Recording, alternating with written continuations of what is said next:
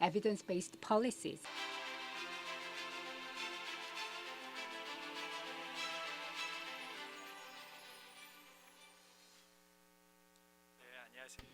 Good afternoon, ladies and gentlemen. I'm very honored to be here today to make a presentation at the conference on evidence-based policy evaluation. Around 20 minutes is given to me, and I'd like to share with you the evaluation guidelines on evidence-based policy, focusing on the case of 14 countries.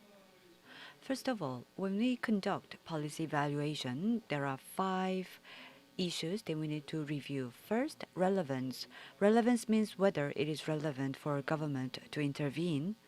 Second, effectiveness, whether the policy works or not. Third, efficiency, whether input efficiently translate into output. And also outcome. Fourth, utility, whether the policy meets the actual demand for policy. Last but not least, sustainability, whether output and outcome are sustained after policy. So these are the 5 things that we need to review, especially focusing on the second area. The effectiveness is extremely important. Whether the government intervenes. Once we decide that the government intervention is important, then we need to identify whether government intervention was effectiveness or not, to be followed by evaluating the efficiency, utility, and sustainability. However, effectiveness evaluation is not so easy to do so, especially whether the policy works or not. How can we prove that? This is quite a difficult task. The reason is because whatever the programs or the drugs or whatever they are, in order to actually prove that there's some causal relations, is very difficult to do that. And without evaluating policy effectiveness based on the causal relation, it would not make much sense evaluating for efficiency, utility, and sustainability. Especially as a group, we need to compare the average. We can do that. And for that, we have to carry out a few cases of the experimental or quasi-experimental policy evaluation in order to prove causal evidence on whether it works or not. During the past 10 years, there are a lot of cases, but still, whether it is experimental or quasi-experimental policy evaluation, we don't have many cases. Let's dive into the next topic, which is evaluation guidelines on EBP. There are 4 areas that I'd like to touch upon. The first, as I mentioned before, the government intervention. Whether the policy requires government interventions or not. Of course, as a prior work, we need to prepare and decide whether government needs to intervene or not. We need to identify whether we need to play the traditional government roles, or we need to identify market failures such as public goods, economies of scale, externalities, asymmetric information, and incomplete market.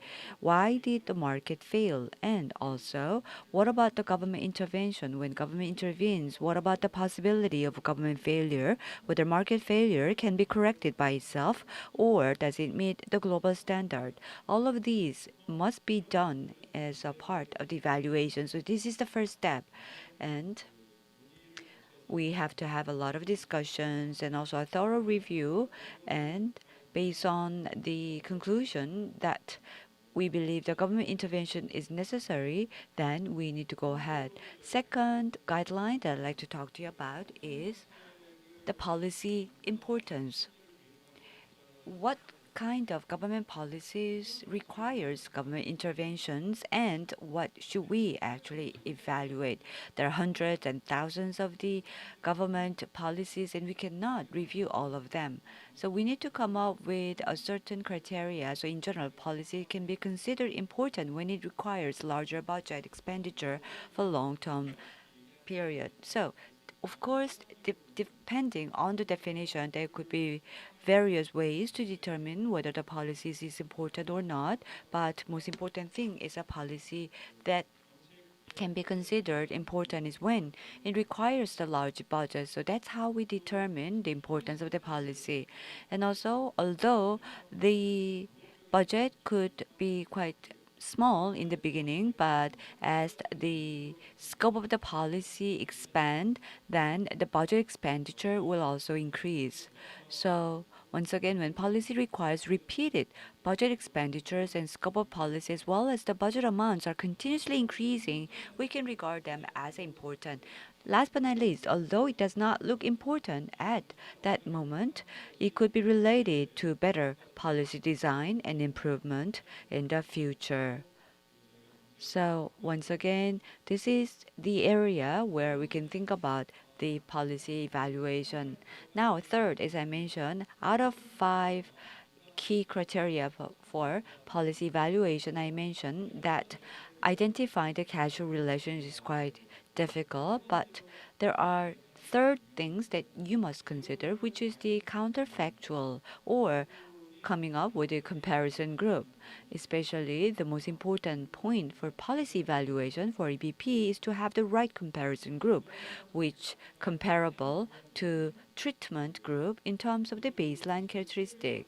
Especially there could be two different things. First, the golden standard is to randomly assign treatment and comparison groups such as randomized controlled trial.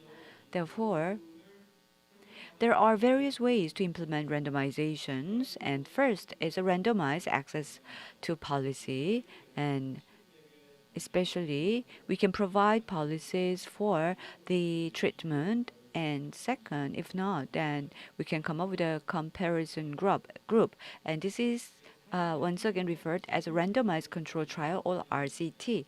In the medical field, in a very precise way, they do have randomized controlled trial, and the evidence that comes from the randomized controlled trial is regarded as the most important criteria. But in the social science, ICT is introduced, and can we really evaluate the policy itself? Some might criticize that social science is different than that of the medical field.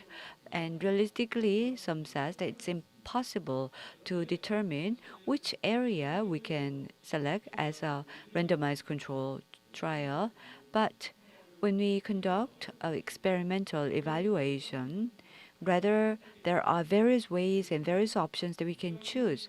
For example, the way we choose the randomization, there's not only one way. For example, randomized control trial, when we utilize this and then determine or assign the treatment group or comparison group, then there could be the traditional way of doing that. And second, every single policies will receive a policy group, but some may have some restrictions of resources or restrictions of the human power, and some their priority could be different. In the sense, of course, all of these policies will be targeted for the special treatment, but the timing will be different. And second, even though every single policies will receive a special treatment, but we need to provide a randomized encouragement or randomized incentive to increase the policy take up. As such, there could be various ways to select the treatment or comparison groups. And once again, especially in the area of the social science or in the area of evaluating policy, it's not so easy to select the comparison group. And so once again, as I mentioned, there are various ways to select the various comparison group. And let me give you more specific ideas how we can conduct the evaluation. First, randomized access to policy. One of the most representative common approach to RCT was in Tennessee in the United States. The Tennessee Student-Teacher Achievement Ratio experiment was conducted in 1980. This is referred as a STAR project. So around 20 to 23 classes existed, but randomly they have reduced half of that into the student number of like 15, and then they try to evaluate the performance, and they found out the students who were randomizedly assigned to the classroom where the student numbers were small, they have produced better result. Second approach is called as a Oregon Health Insurance or Medicaid experiment, and they have carried out experiment of providing Medicaid to the people who are not insured, and randomly they have assigned the people. More recently, this has caused a lot of sensations. There was a Finland basic income experiment, and they have assigned treatment as well as experimental group.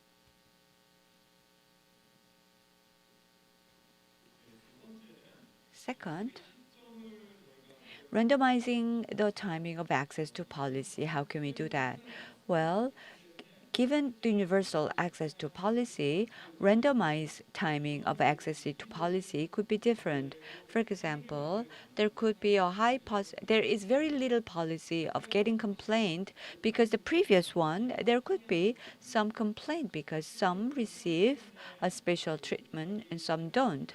And because of that critique, we cannot utilize the randomized access. But in case of UK, they have conducted the randomized timing of access to policy, but they didn't get much complaint. And the second methodology, given the universal access to policy, there were very little chances of getting critique. But who gets paid first or who gets paid later?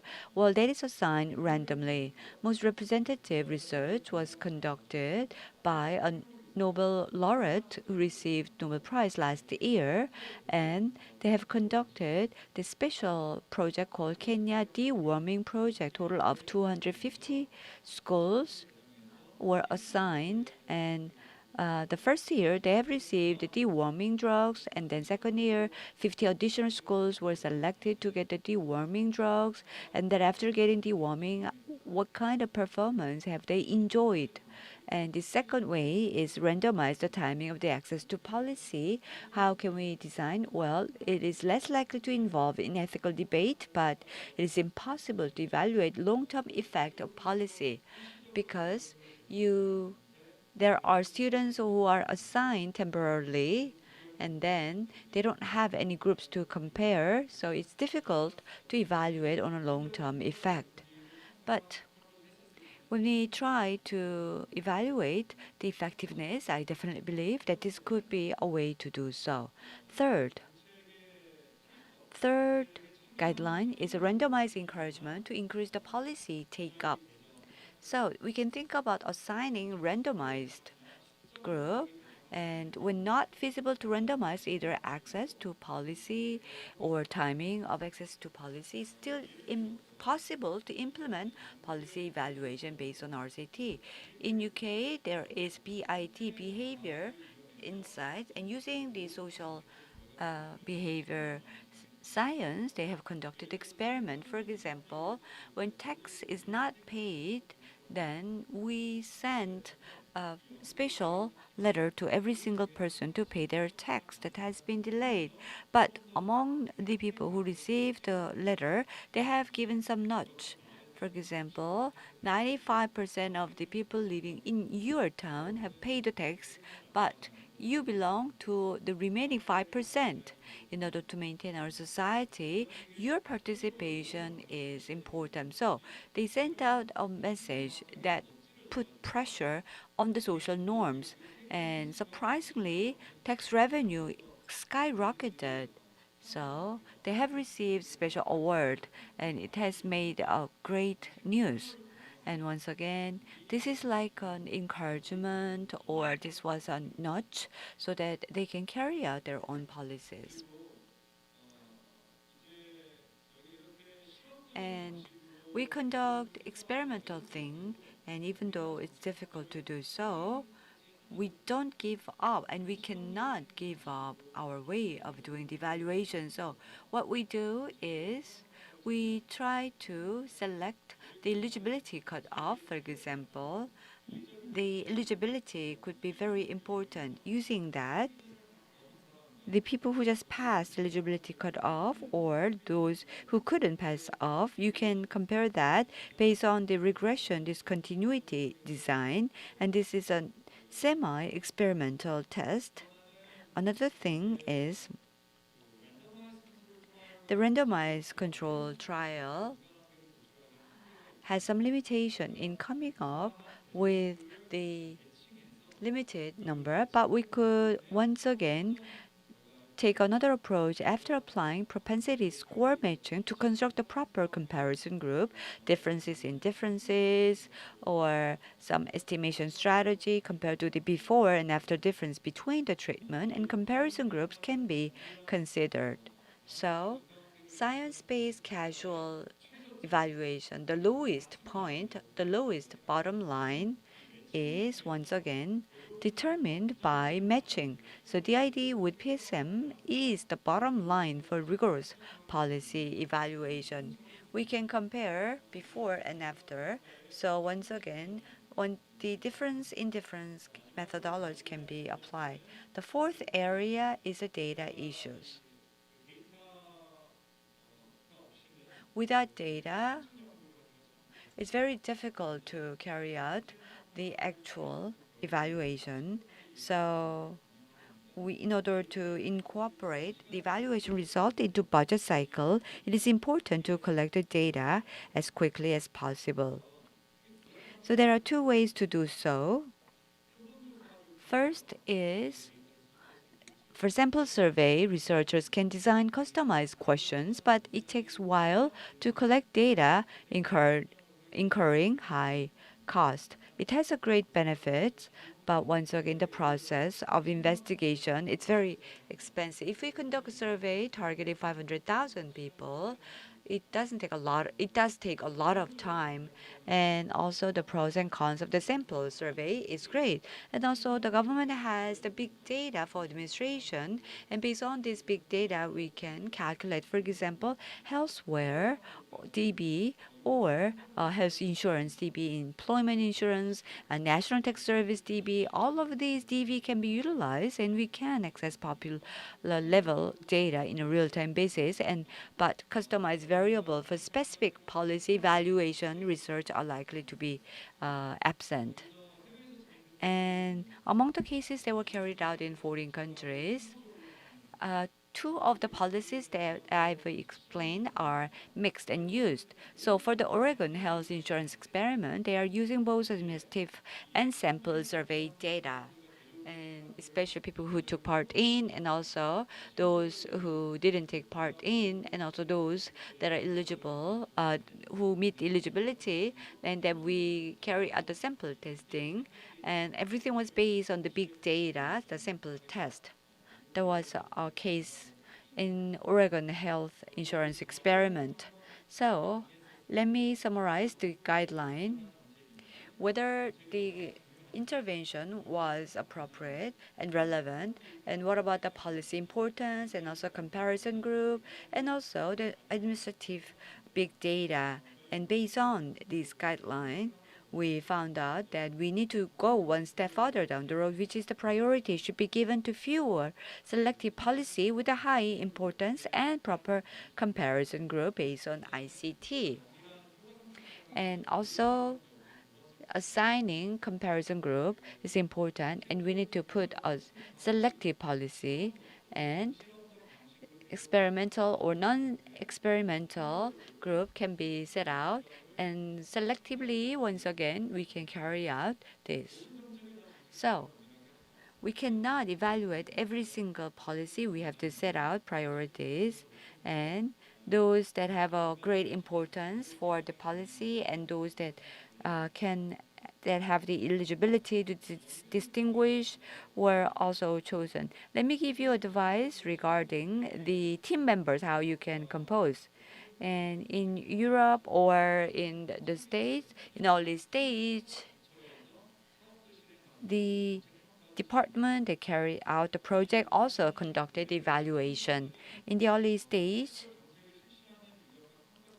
the people who carry out the project, or the people who carry out evaluation, well, there is a time issue, but also the efficiency of doing the two things at first is not that desirable.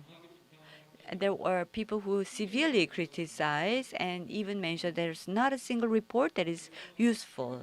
So all the reports must go to waste.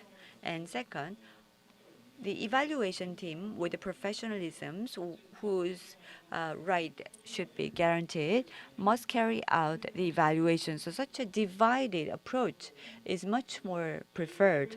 And also, whenever we evaluate each group, especially whenever we do the policy evaluation, we call this as a passive knowledge, or accumulating the professional knowledge was very difficult, and maintaining the independency was also difficult, but at the same time we need to maintain the sustainability.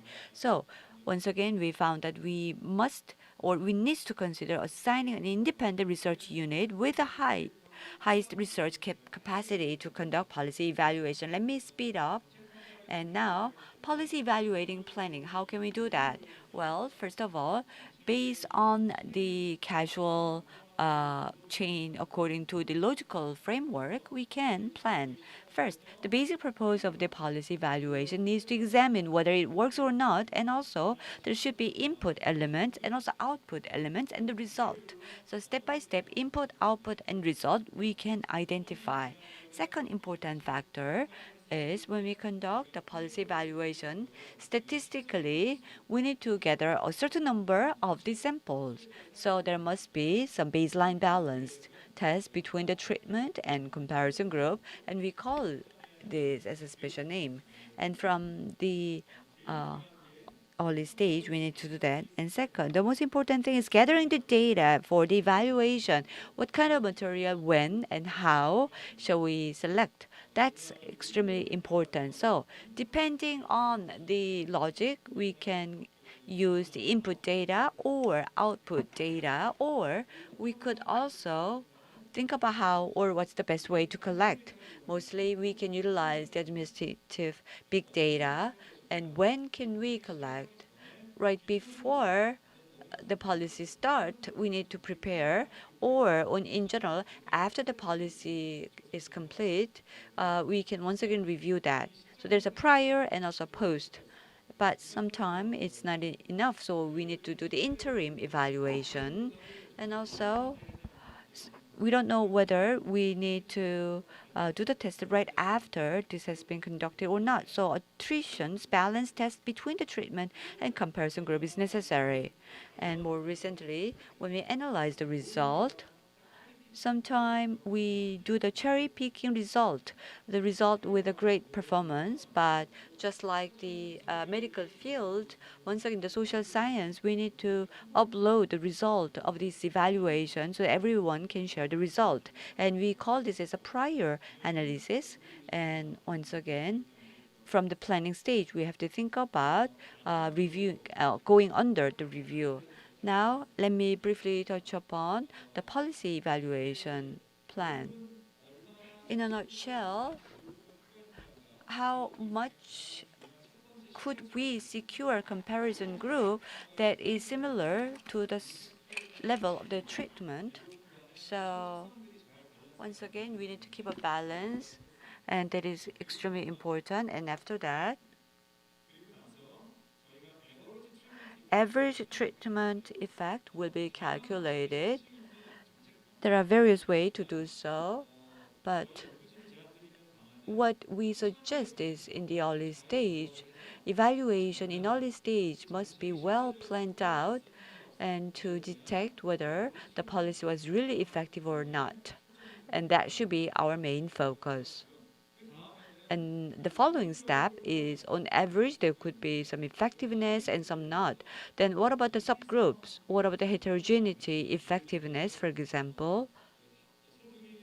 The income is low income bracket could enjoy a higher effectiveness, or the student group who weren't good students could have enjoyed a better result. So the hybrid heterogeneity studies must also be included.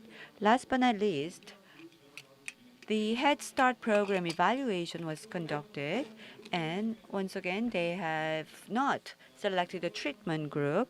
But if we look at carefully what they have done, we found out that the average treatment effectiveness could not be found. But when we divide this group into white people group and black people group, we found out that the heterogeneity analysis produced the differences. In case of black people, black children's, there's a actually higher chances of them not becoming criminal. So, which was a great result. As I conclude my presentation, I just want to emphasize once again that evaluating the policy is extremely important. The government and academia have been discussing about this. This is quite difficult to do that, but the discussion is ongoing, which is quite positive. And whether we could evaluate the policy experimental way, well, there could be a lot of procedures that we need to do, but there are also many ways we can do that. For example, the department in charge of the project and also the research team that is in charge of the professionalism, they could work together, and once again, they can utilize the methodology of the evidence-based policy evaluation. Thank you very much.